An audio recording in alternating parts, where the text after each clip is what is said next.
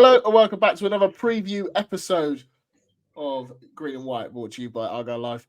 We travel to the capital next as we face QPR at Loftus Road on Wednesday night, or whatever stadium name it's called now. It's called a CBS Arena or something, I don't know. Especially we've got some sort of sponsorship deal. Before we get into this one, a little reminder that we go live on Twitter to review the midweeks with Joe Bell of Devonshire back on hosting duties as a good little quip from the last pod. If you haven't listened to that, go back and listen to that one. Ben, how do you see this one going? It's always the danger of overstating or understating the new manager bounce, isn't it? But QPR, I think we've all identified all season, have a squad much better than their position, and their play has determined. They've not used, or let's be clear, Gareth Ainsworth didn't use their best players well. Didn't even play them. Didn't even put them on the pitch at times for long spells, and so they've underperformed their potential. That's not the case now. Under the new manager, they are beginning to gain confidence as well as performances and results. And I think that whereas perhaps the squad were resigned to a dogfight and playing awful football, they've suddenly got their tails up with real belief that they can get out of the position they've found themselves mired in. There's definitely, in their eyes, a couple of teams worse than them in and around them, I suspect. If you're in that changing room, you'll be looking at Rotherham, Huddersfield, and saying, well, we're better than these guys on paper. And then you'll be looking at teams like Argyle. You'll be looking at teams like Stoke and Birmingham. You know, even before the season started, a lot of people sort of looked at the Birmingham squad and said, there's not, that they might struggle. And John Eustace did a great job to make them something that was more than the sum of their parts. Yes, it was only, was it 5-6 games into the season when he went, but, I think everyone who watched them play or played against them thought, well, actually, a few good play like Bacuna and a few, star players sprinkled in, but there's, like us, they've got loans to Stansfield, etc. Up front, up top. And, there's teams that I think QPR will now look at that are above them and think we can hunt them down. We can hunt them down. Stoke are in a bit of a crisis at the moment. They've just recently sacked their manager, might have appointed someone by the time this comes out. I don't know. But if they had someone lined up, but probably not knowing Stoke. So they're QPR will not, it's not just about, I think they've had a good few games and results have rolled their way, but I think the squad itself will have belief and a hunger that, you've seen. I don't know if you've seen the video of the guy coming and doing the hacker to the squad, and everyone's just looking at each other like, Ainsworth, what are you about? And you think we've seen it. You've seen it, yeah. I imagine most people have. And if you haven't, it's worth going and finding. Believe me. You think players have been freed from that kind of Brent-esque kind of environment, and now must just have such a lease of life and be just delighted to go and play football in a way that they can express themselves. So reductionists maybe to sort of say, oh well, they've got a new manager come in, and so they're putting some performances and results together. We have to be careful, but I think in this instance it really is quite a scary prospect. I don't think the QPR that you've maybe watched or seen the highlights of at the start of the season is going to be, not going to bear any resemblance to the team we're going to face this midweek. So what do how do I see it going? Well, as we discussed on the last pod, if we can string 2 decent 45 minutes together, we can probably beat anyone because we can do it at home. And if we're basically doing the same thing away from home as we are at home, so why can't we go away and beat them? Our problem is we haven't been able to put 2 45 minutes together in one game. And if we don't do that again, I do think there's a good chance of us losing. And if it's one of those games where something just doesn't drop our way, we can end up getting a spanking that we don't deserve. And that could really demoralize fans, obviously, and hopefully not the squad, but it could sort of make a real onus, a real sort of weight onto the following game. So it's one of those, some games we say are more important than others. Yeah, we lost to Leicester, but I think we'd have all said we'd quite happily lose to Leicester if we could get 4 to 6 points out of the next 2 games. So this is one of those games that feels more important, I think, than others, especially at this point in the season. It's one of those games that's feeling like it could be quite pivotal. And if we come away with a point, we're saying we should have won the game, or even if we can come away with our first away win, it could be an absolute, boost going forward. But if we come out on the wrong end of quite a drastic scoreline, whether we deserve it or not, or even just a bit of a limp performance and we lose 1-0, kind of Coventry-esque, if we had another performance like that, I really do think that we're going to be in the realms of having to think about doing something different. Hopefully there's enough evidence now on video for the team, the manager and the team to be able to analyze and make a workable game plan. It's always good to be able to have some reference points. So I trust the team to be able to put together a decent game plan. And we've obviously rested some of our better players, and we should, I think, have at least a good chance. I wouldn't make us favourites and I wouldn't make us evens, but it is going to be another one of those that's going to be very tight. I can't see it being anything else. And if it does end up being anything other than tight, if it's not a draw or one goal in it, it's going to be because one team's played really badly or there's been some outrageous turns of fortune. It's going to be a really tight game, and it's going to be, going back to, again, something we said in the last pod, if we play to our abilities and don't make stupid mistakes, then we should be able to, I feel we should be able to at least come away with a point. But if we make stupid mistakes and we don't play to the ceiling of our ability, 9 or 10 players on the pitch play into that sort of 7, 8 out of 10 at least, then we could risk a really bad result. So yeah, I think we've got a chance, but it's not the same QPR that's been stinking to get the place out for the first sort of 10 weeks of the season or more. And it could come down to some just a few moments, as we've seen a lot of games this season. Yeah, John, as our resident Cockney amongst the pod, Ben mentions there about them no longer being Brent-esque. How far away are they from the Wembley area? They're not that far, are they? Very, very good.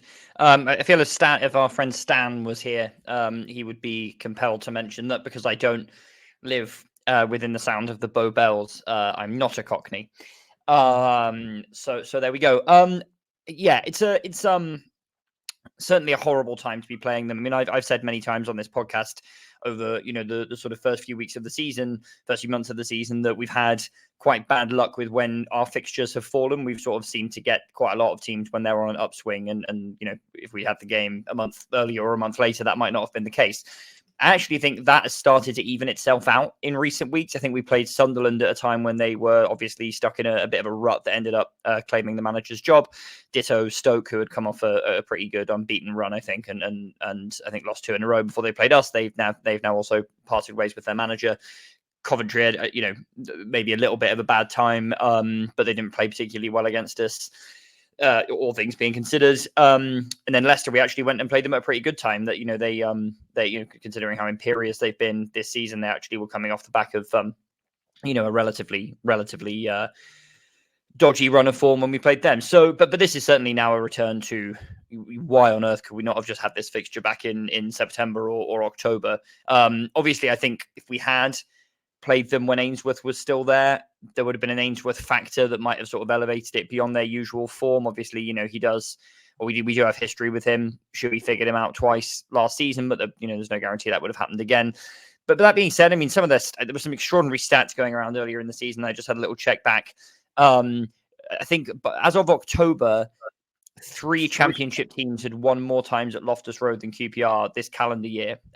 Blackburn, Coventry, and Sunderland had all won twice at Loftus Road. And I think Blackburn and Coventry had either scored the same number of goals or more goals at Loftus Road than QPR had scored themselves in an entire calendar year. So this is sort of like biblically awful home form. And yeah, obviously it would have been lovely to go and play them while that was going on. The new manager Marti Cifuentes seems like a very serious person in all senses of that word. Save your thoughts on Marti for because obviously that's germane to this. Just do it now. Just do it now. Basically, I was just going to say he seems like a very serious character, very detail oriented, and I think he's obviously got a lot more out of the players, than Ainsworth was able to. I mean, Ainsworth, you can have a very long debate as to whether he's a good manager or not. I think there's certainly a lot of evidence that he is one, but it might be club specific. But I think he was a horrible fit for that job. I was listening to a podcast earlier in the year, sort of pointing out that QPR had 3 managers last season, in Beale, Critchley, and Ainsworth, who all have a very different style, and they were all being asked to come in and do the, and get results with the same squad of players. It didn't really seem like a very coherent approach. And I think Ainsworth's kind of clogging style of football just wasn't a good fit for this squad. But I think it's been very clear that, like, once they saw the light and sacked him and ended that horrible misadventure, that they're not really, in my opinion, in the same conversation as some of those other clubs that are down there. They do have players who are very good. Actually, under Beale at the beginning of last season, I believe they were top of the championship by October kind of time, with a squad that's not entirely dissimilar to this one. So obviously there is lingering quality there. Willock is a fantastic player. Ilias Chair is a fantastic player at this level, really, really good. Somehow, against all the odds, they've still held on to both of those. And I think when they were top of the league under Beale, they were outperforming their level, but I certainly don't think they're a relegation fodder team. So I think we should sort of try and go into this one with a mentality where, it's going to look on paper like a relegation 6-pointer, but I think in probably like a month or two's time, it won't necessarily look like that anymore. And I think that we're going in off the back of a relatively good run of form ourselves, which means that if they overtake us, they'll also be overtaking other teams in all likelihood. It won't be a sort of straight shootout between, us and them for loser finishes the day in third bottom. That might be the case, but it also might not.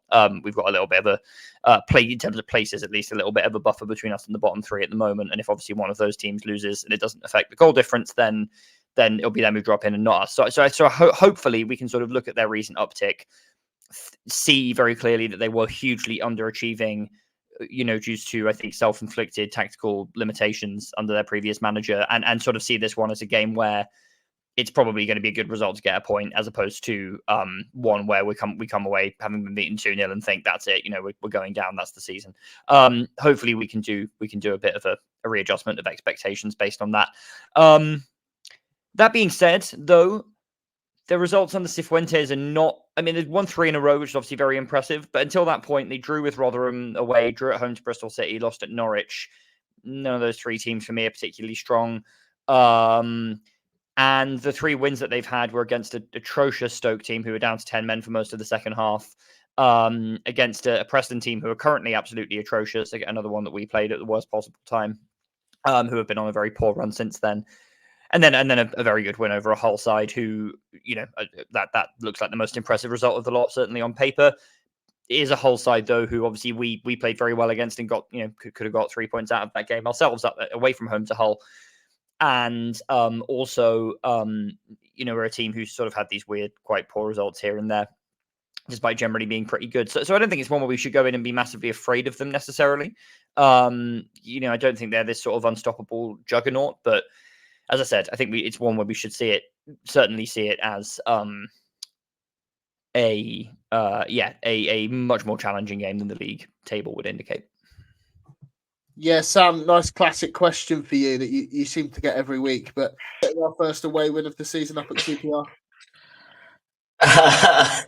Maybe. I'm not going to answer no like I did at Leeds and Leicester, because I just wasn't expecting any semblance of a result there, and I was right both times. I probably not, I guess. I think not much I can really add to what Ben and John have said. It's a tougher game than the league table would indicate. Cifuentes, who I'm glad John managed to pronounce because I wasn't sure how I would. Cifuentes does seem to be a good manager so far. He had a good record in Scandinavia and has certainly made a very good start at QPR. Yeah, he's Sam Down, good record John. In Scandinavia, bingo. I mean, look, he did do very well there, and I think he's made the step up to the Championship well so far. Their squad is talented. For the benefit of our listeners, the only thing Sam Down likes more than a Scandinavian manager is a foreign manager who has managed in Scandinavia. Yeah. Well, Graham Potter was a good hire for Swansea and Brighton, even if not for Chelsea. But anyway, going back to the point, I think he does seem to be a good manager. They've got talented players. Willock's talented. Ilias Chair's talented. And Dykes is a good striker. Very well-rounded striker. Gets goals, but it's direct and can bring others into play as well. Sort of reminds me a little bit, maybe if the analogy isn't too crude, of when we were doing brilliantly with Ryan Taylor up front, bringing Lamiris and Carey into play. I think Dykes is very much capable of doing a similar job of there. talented attacking players like Chair, like Willock, and if they keep the ball under Cifuentes, they look after the ball pretty well. So yeah, it will be a tricky game. I think, like as Ben said, I wouldn't put us as favourites or as evens. I think we would be odds against to get our first win, but not dramatically odds against. We're probably talking about 5-2 or 3-1. Not odds that we can't surmount, or maybe a little bit longer than that actually, because obviously the draw comes into play as well. But put it this way, it wouldn't shock me, but it would slightly surprise me if we got our first win on Wednesday. I think I would very much take a draw. One of the slightly more crackpot theories I have been known to espouse is that football fans are too keen to celebrate draws because a draw is 1 point, which is mathematically closer to 0 than it is to 3. So the theory is that a draw should only ever make you feel as third as happy as a win does. And whilst I do broadly stand by that, the one time where I very much don't go with that is when it's a team in a similar fight in the league as you. In that scenario, a draw is far more useful because you're not just getting a point, you're taking 2 points off the other team. So if we lose, it wouldn't just be bad because we're getting 0. It'd be bad because as part of the same outcome, QPR are getting 3. Whereas if we draw, we're adding an extra point to ourselves and we're taking 2 points off their total. So I would take a draw very much so. I think it'd be a good result. We've had 4 away losses in a row. Ipswich, Leeds, Coventry, and obviously Leicester, the latter 2 without even scoring. So the away form is, having started bad, has gone from bad to worse, for sure. And I would like to hope that we're capable of getting a draw. And if we can get a win, that would just be obviously even better. But I'd love a draw, put it that way. Taking those next 3 into consideration then, QPR, and then it's Rotherham at home, and then Birmingham? Then Birmingham home. Yeah, that's right. Like, how do you see those going as a collective? How many points do we need to be picking up there over those 3? I'd take 5. Because I think, the Rotherham and Birmingham home, 2 sides on pretty honking form. There is the chance that Rotherham might be starting a new manager bounce, and obviously, Birmingham might end up getting rid of Rooney before we play them. Who knows? But I think take 4 from the 2 home games, because obviously we'd love 6, but there's always a chance we could slip up in one of them. So I'd take 4 from the 2 home games if we can get a draw at QPR, just to stop the rot. That's the other reason I take a draw, just to stop the rot of losing there. So just to stop that rot of losing 4 games in a row, to get us back onto a more even footing, into maybe alleviate nerves and tensions going into the doubleheader at home against Rotherham and Birmingham. So I think 5 is a total to aim for. Get a draw on Wednesday if we can. Obviously, win would be great, but get a draw at a realistic aim, and then get 4 from the 2 home. That would keep us comfortably ahead of a point a game still, because we're ahead of a point a game as it is. So if we get 5 from 3 games, that would firmly keep our heads above water and keep ourselves out of the bottom 3. I was just going to say, it depends, like how much nuance you put on the regards to how many points you want, how much of an absolutist you are in terms of points being, king, or whether sort of, if we went and got 3 points away at QPR and then we got 2 draws at home, is that as good a 5 points as if we get the draw at QPR and then we expect him to win at home? Would we be worried sort of? Well, that would probably be a better 5 points, if anything, because it would get the away, it would get that magic first away win on the board, and it would obviously also keep QPR a bit cut adrift in 20 seconds. So that would actually be the best permutation of getting 5 points. But would I take any permutation of 5 points? Yeah, I still would. Yeah, but if you had to ask me which permutation of 5 points I prefer, it would be exactly what you said. Yeah. Yeah, I think it's just interesting speculating about whether we, or even would you take the away win and 1 point at home and go for 4, or is that stupid to say? Well, no, because points are king. How much is it worth getting the monkey off our back with the away win? So yeah, I think it's very much, it's going to be dictated by each game will dictate how we feel about the next. I think for now it's easy to say, we want 5 points would be good. But if we go and absolutely spank QPR with a performance that's sort of reminiscent of Sunderland, and then we're going to want probably another, we're going to want to come back to home park and get another, 6 points probably, and maybe see 2 points from those 2 games is a bit of a disappointment. Oh, we could have, ridden the crest of that wave, and then no, we're back down to sort of being the doldrums. So it's very, from this vantage point, I completely agree that 5 points is would be a good haul because it stops any of those three getting away from us. But it will be interesting to see what our takes are. I don't know if I'll be on the pod, obviously, as a guest invitee, but see what the pod's collective take is after the QPR game and then after the Rotherham game. How they feel about those games is just amusing, as in a space musing, not amusing as in comic. John, obviously we had a discussion on the pod that came out on Monday that people have definitely already heard about, switching up away from home and maybe going to the back three, back five, whatever we're calling it now. How would you set up for this one to combat Cifuentes? Well, as our newfound YouTube viewers will be able to see, I've actually wearing completely different clothes to the aforementioned podcast, which was definitely not recorded just before this one. I think you'll find that that's the same for all of us. Yes. So, how would I set up? I think I would definitely bring Scar in for Plymouth. We said on the previous podcast, if I can stretch my memory back that far, that I said I didn't really agree with Sam's, I think, quite harsh take on him as an overall player, but I think for a game against in the Leicester game he was pretty poor, and I think that when you've got a player as physical and as much of a handful as Lyndon Dykes up against you, which I guess is what we would expect QPR to start with, I think Scar and Gibson would be the two that I would want to go for. For that, I could see the case for a back three with the three of them, and sort of give Pleggy a role in sort of facing up Chair and or Willock, depending on which side you play him on. But I also, don't think we necessarily should go overly defensive. I think it's a game where we need to be compact and think that, given their momentum at the moment is very positive, there are going to be moments where we have to kind of sit in, but I think it'll be a more front foot lineup than we saw on Saturday, whatever the formation is. I could very much see, I think Condell and Mumba will probably come back in. We went to Coventry and we had that midfield, which we also played against Sunderland at home of Azaz, Condell and Houghton, which is actually quite an attacking midfield three, especially for an away game. But I could see us reverting to that. I think Houghton, Mumba and Condell looked to me like they were rested on Saturday rather than rotated out, purely for tactical reasons.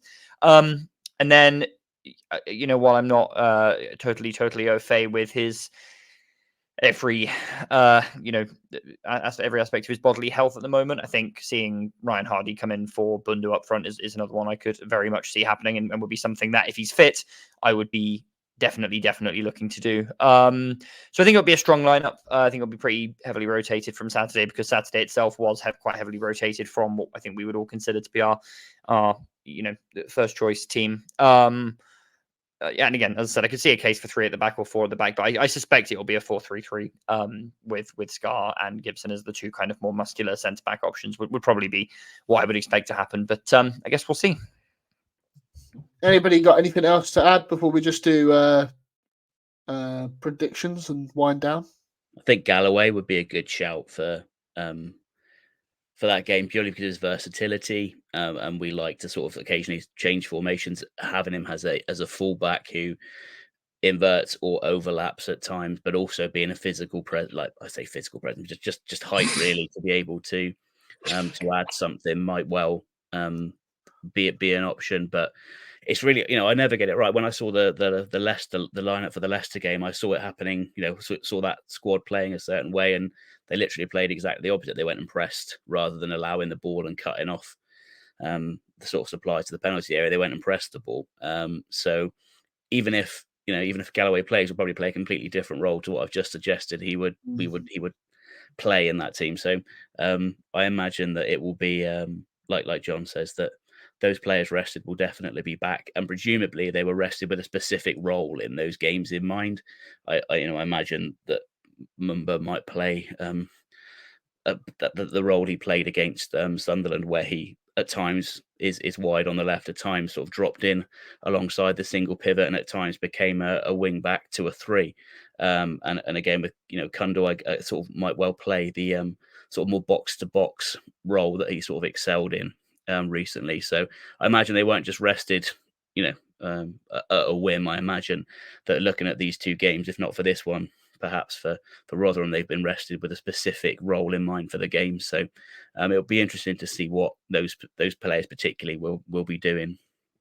I was going to say, I think the Sunderland game is actually quite a good point of comparison because they have two very, very talented, nippy, dribbly wingers who we were very successful at keeping quiet. And I think part of that was because, as you know, Mumba sort of dropped in and almost kind of played as a auxiliary wing back, despite the fact he was playing as an attacking sort of winger / forward in that game.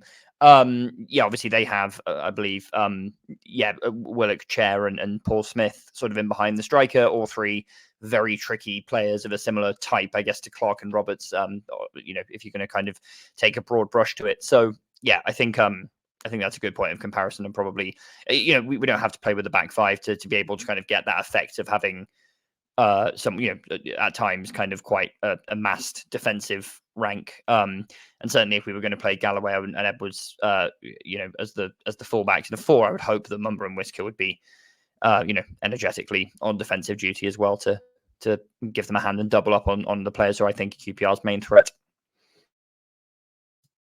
Yeah, just doing some research. It doesn't look like that they've actually got a sponsorship deal on the stadium.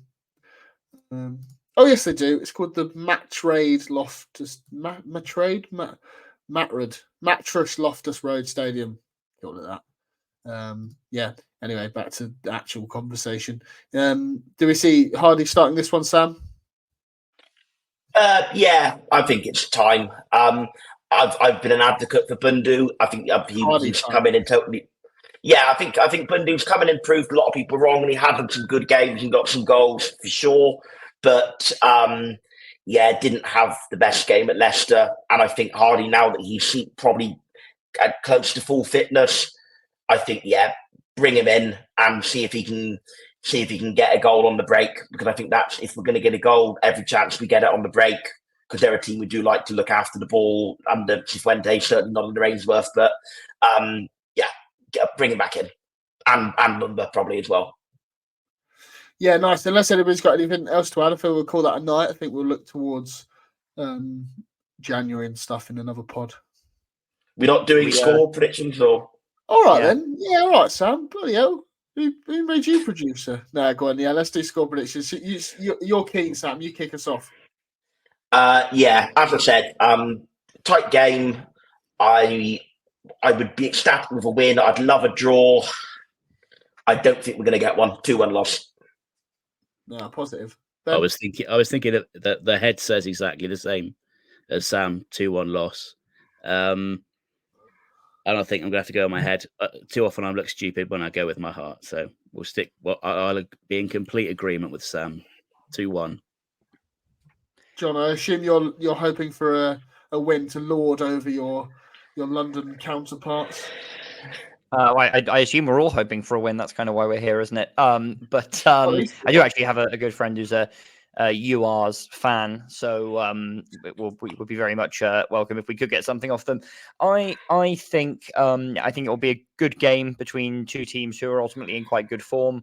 I think, as Sam pointed out to me in a separate chat earlier, while the Leicester performance was obviously really a game of two halves, to use a football cliche, it was a poor performance ultimately, and obviously a very poor result. Sam has made the very good point that we tend to bounce back from those and put in a much better performance in the following game. So I think we might see that logic come to fruition again. I think it'll be two good teams, teams who are better than their currently position would indicate anyway, cancelling each other out. So I'm going to go for a 1-1 draw. Okay, I think I'm going to go positive. I'm going to go 1-0 win. Why not? Shore up that back line. We can't defend. Sorry? Because we can't defend. You said why not? So I was just offering you a reason why. Yeah, fair why enough. That would not be. The we'll shore up that back line. Big Dan Scar will come and have the game of his championship life so far. Better than it was him alongside Gibson at Watford, right? Sorry, Gibson was just so immense that day. I forget who was beside him. That was probably Scar's best performance of the season, I would say, next to Gibson at Watford. He was very good. That's good. He threw himself in front of some things like Like with this sort of abandon, I would have liked to see Plegwith do against Leicester. To be quite frank, maybe it's the inside of the M25 that gets down Sky really rocking, and Loftus Road will be crumbling at the fear of a fully confident Dan Scar and Lewis Gibson, and we'll keep a solid clean sheet after. I was going to say, given you mentioned the M25 and the fact it's in London, I'm wondering if we have a ULEZ compliant Scar. No, I don't personally. I'm guessing the train, John, which I regret after Saturday. I genuinely hate trains in this country. I think the only other thing I do want to quite literally choose to live in Norwich. That was your choice. Not even mentioned it. Why you guys more than I do? Yes. No, I've never mentioned it. I think the only thing I do want to mention, John, is that when you told me the ticket price for QPR, I thought you were actually joking. That is an outrage. How do they get away with that? That is £37, I believe, and to bring up the stat I mentioned earlier, that was £37 a pop at a ground where the home team had scored like 6 goals until a month or so ago. And as someone who has been in New End before, which I don't know if any of you three have, the leg room is complete. It's going to be my 6th visit to Loftus Road on Wednesday. Just saying, but the leg room is appalling, and that was not your first visit to Matrade Loftus Road.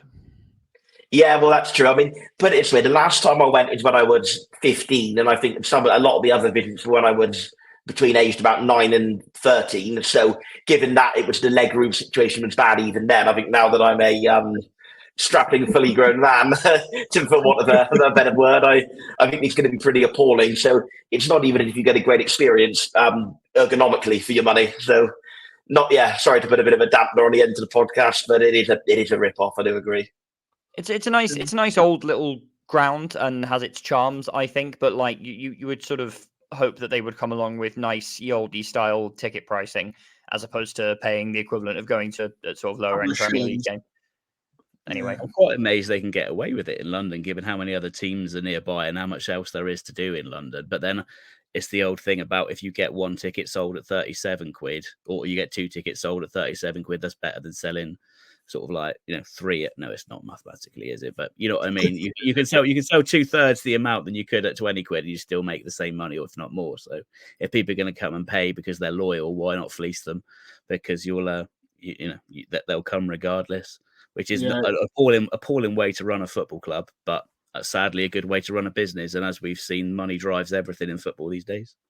Yeah, and it's doing them endless good as well. League table proves that money is being well spent. But as we've already discussed, don't come at me, don't at me, QPR fans. We have discussed that you're on the right track. You'll be fine.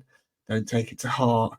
Don't do a Leicester or a Leeds or an Ipswich, although you are providing us with more money. Thank you. So thanks to Elon as well, which I never thought I'd say. I think we'll call that a night.